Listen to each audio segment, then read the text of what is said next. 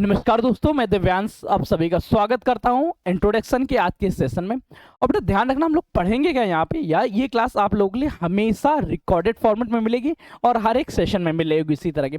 है क्या हिंदी सब्जेक्ट हमारे एग्जाम में किस तरह से पूछा जाता है, क्या मार्किंग सिस्टम रहती है, किस सब्जेक्ट से ज़्यादा क्वेश्चन पूछे जाते हैं, टॉपिक वाइज कैसा रहता है, सब टॉपिक्स कैसे डिस्ट्रीब्यूट होंगे, क्वेश्चन रहते तो यहाँ से रिशूट करेंगे। ठीक है, 5 4 3 1।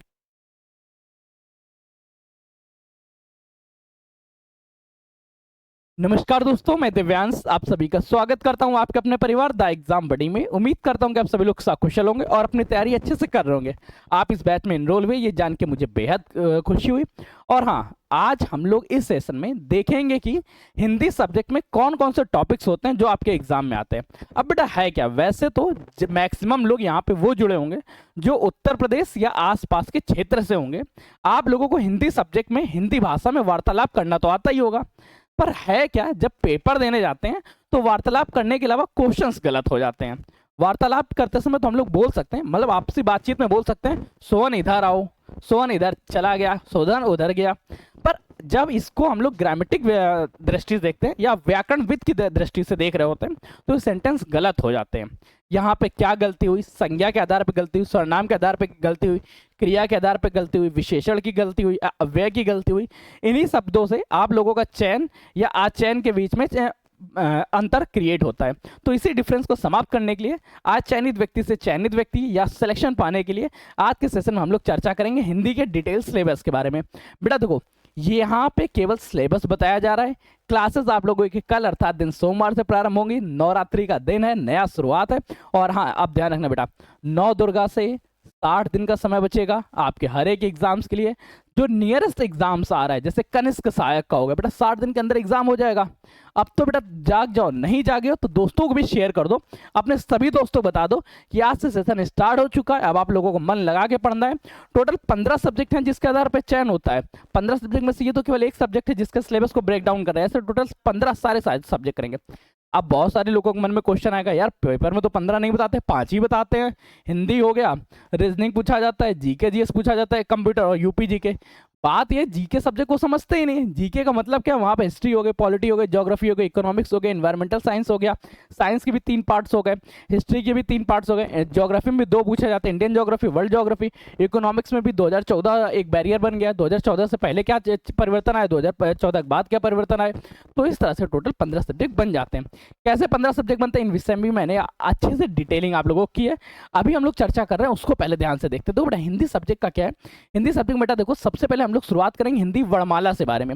वर्णमाला क्या है, वर्णों के क्रम को वर्णमाला कहते हैं। सुव्यवस्थित क्रम होना चाहिए तब वर्णमाला कहलाएगा, वरना वो शब्द बन जाएगा। जैसे राम, राम में भी वर्णों का क्रम है, क्या, एक रा आ म, परंतु वास्तविक तौर पे क्या है, छोटा आ बड़ा आ छोटी ई, इस तरह से पढ़ा होगा आपने। तो ये जो वर्णों का क्रम है, सार्थक क्रम हो या ना हो, परंतु व्यवस्थित क्रम होगा तो उसे वर्णमाला कहेंगे। सार्थक क्रम होगा तो वो क्या करेगा, शब्द कहलाएगा। तो बेटा शब्द और वर्णमाला में अंतर हो गया। यहीं पे वर्णमाला पद में अंतर, सॉरी शब्द और पद में अंतर हो जाएगा। पद कब वो कहलाएगा, शब्द कह गएगा। जैसे राम केवल अकेला आया तो ये शब्द कहलाएगा, परंतु यहीं अगर राम बाजार गया था तो ये क्या होगा, ये पद हो गया। इसमें भी कोई ग्रामेटिक मिस्टेक है नहीं, व्याकरण के दृष्टि से मिस्टेक है नहीं। ये इन बातों की हम लोग चर्चा करेंगे और हम अपने चयन के बारे में आगे से अग्रसर होंगे। तो बेटा सिलेबस को पहले ब्रेक डाउन कर लेते हैं, पूरा सिलेबस पढ़ते हैं।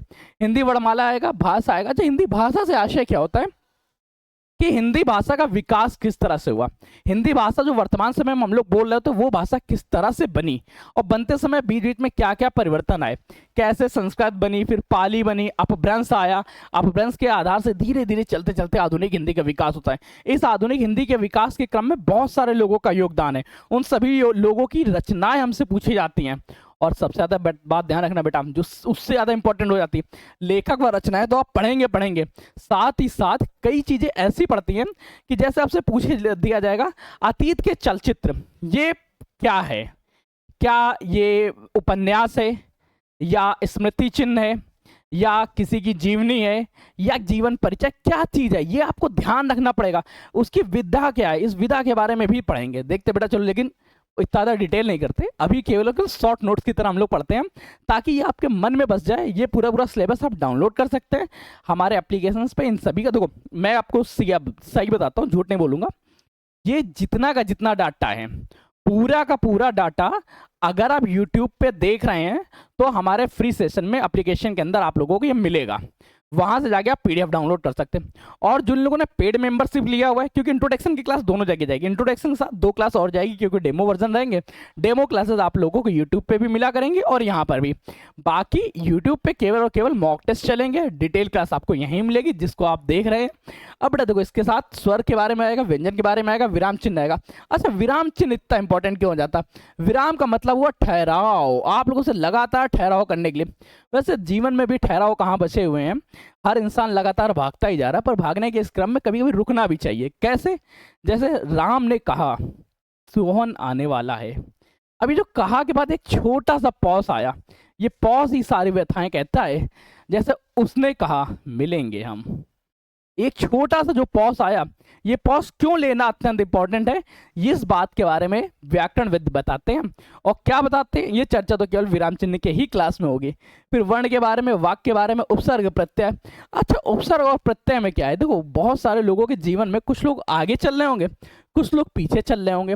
होता क्या है, आगे चलने वाले या पीछे चलने वाले लोगों की वजह से उस व्यक्ति की पूरी कायाकल्प हो जाती है। जैसे एक शब्द है जीवन, जीवन के आगे लग गया आ लेटर, क्या हो गया? जीवन, आजीवन, डिफरेंस हो गया। एक चलो और लेते हैं, एक और ले लेते हैं पीछे चल। जैसे एक है तरल, लिक्विड, लास्ट में लेटर लगे ता, तरलता, देखो डिफरेंस आ गया।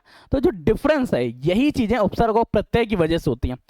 कब किस सेंटेंस से क्या परिवर्तन होगा, उस बारे में चर्चा एक थोड़ी सी डिकोडेड फॉर्मेट है, ये कोड की तरह चर्चा करेंगे। फिर होंगे विलोम शब्द, एकार्थी शब्द, अनेकार्थी शब्द, अनेक शब्दों एक शब्द, पर्यायवाची शब्द।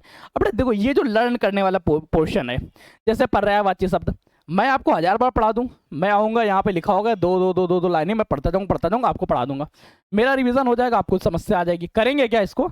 डेली 10 से 15 आप लोगों को मिला करेंगे, जिनसे आप डेली पढ़िए। 60 दिन में पूरी तैयारी कैसे कराएंगे मैं जानता हूं, मैं आपकी तैयारी करवा के रहूंगा, बस आपको हमारा साथ देना होगा। और हाँ, मन करे तो दोस्तों का शेयर कर दीजिएगा जिनको आप चैनल लेते हुए देखना चाहते हैं। फिर यहाँ पे हमारी चर्चा होगी शब्द और पदों के बारे में। देखो, शब्द और पदों के परिवर्तन के बारे में पढ़ रहे थे, कहाँ पे किस तरह से होगा वो यहाँ पे होगा। उच्चारण और वर्तनी के बारे में, वाक्य परिवर्तन के बारे में, वाक्य विश्लेषण के बारे में, युग्म शब्दों के बारे में, लोकोक्तियाँ क्या, पलवन क्या है, यहाँ पे लोकोक्तियाँ मुहावरे भी होगा।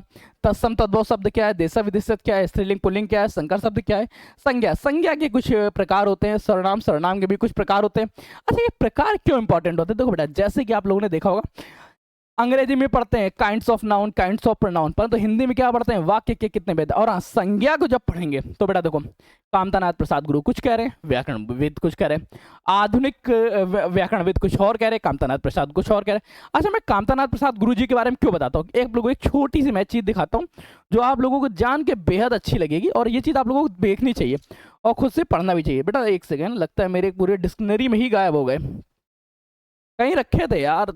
ओहो, तो सर जी यहाँ पढ़े हैं, एक सेकंड बस, गिव मी वन प्रसाद। शायद कैमरे ने फोकस कर लियो।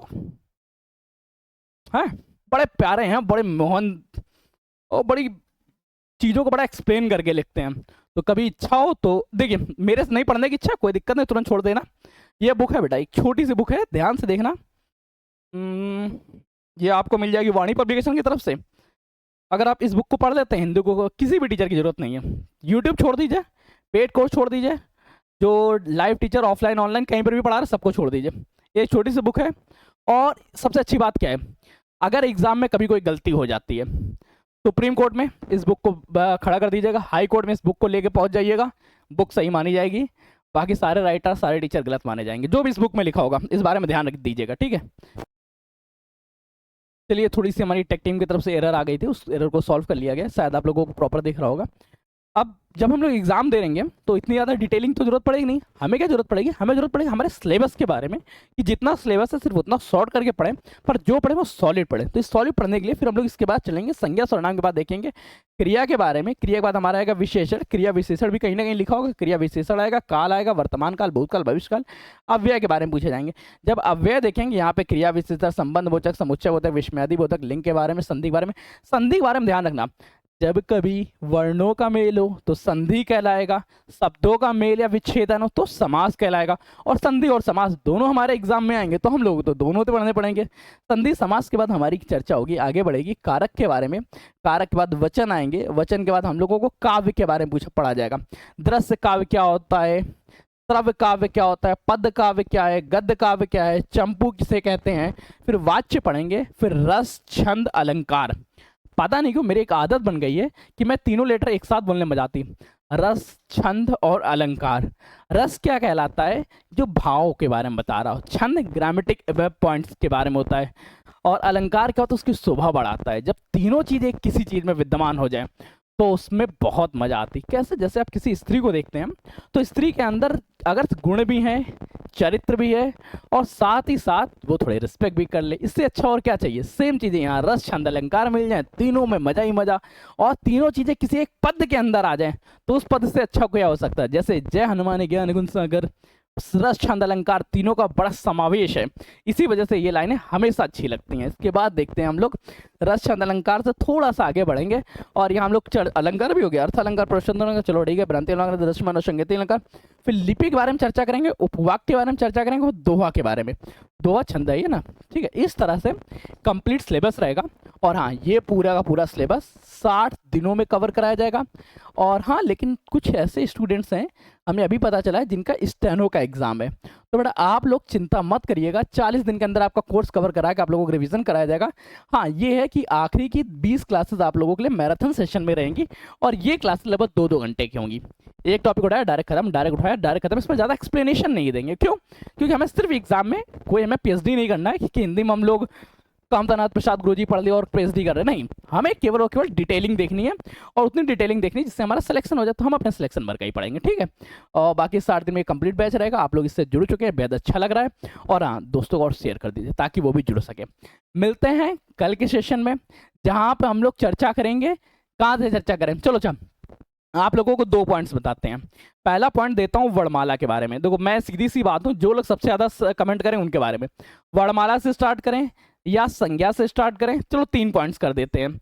या हम लोग रस, छंद, संधि समास पहले देख लेते हैं, ठीक है। संधि समास के बारे में 4th पॉइंट देते हैं। चलो सीधे 4 ऑप्शन ही दे देते हैं। चौथे में हम लोग दे लेते हैं रस, छंद, अलंकार। देखो बेटा, वर्णमाला क्या है, सबसे पहले वर्णों के बारे में चर्चा है। वर्णों का मेल या शब्दों का मेल या दोनों के विच्छेदन के बारे में, ठीक है। संज्ञा, देखो वर्णमाला, संज्ञा, संधि में वर्णों का मेल हो गया। और रस क्या, उसके भावों के बारे में, फीलिंग्स के बारे में। अब पूरी हिंदी कहाँ से आप पढ़ना चाहेंगे, ये आपको वैसे पढ़ाऊंगा तो सारे टॉपिक्स। शुरुआत कहाँ से करें, वर्णमाला से, संज्ञा से, सर्वनाम से या संधि से, ये आप लोग कमेंट करके बताइएगा। मिलते हैं फिर नए सेशन में नई जानकारी के साथ। तब तक के लिए कीप स्टडी, कीप स्माइलिंग।